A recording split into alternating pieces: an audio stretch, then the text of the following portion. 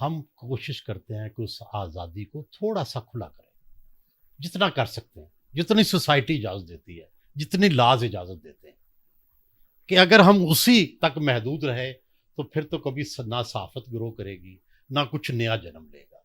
कुछ नया करने के लिए आपको थोड़ा सा फील्ड से बाहर निकलना पड़ता है, और ये हम हमेशा से करते आ रहे हैं, चाहे वो सियासत के मैदान में हो, फिल्म के मैदान में हो।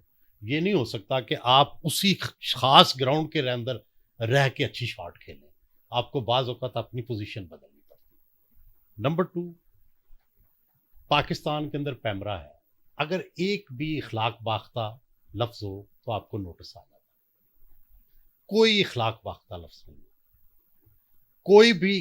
प्रॉब्लम यह है कि यहाँ तो लोग खंबे में सेक्स तलाश कर लेते हैं, यहाँ तो मंटो के लफ्ज़ काली शलवार में भी उन्हें सेक्स की बू आती है, तो उस ज़हन का क्या करें? सवाल तो यह है कि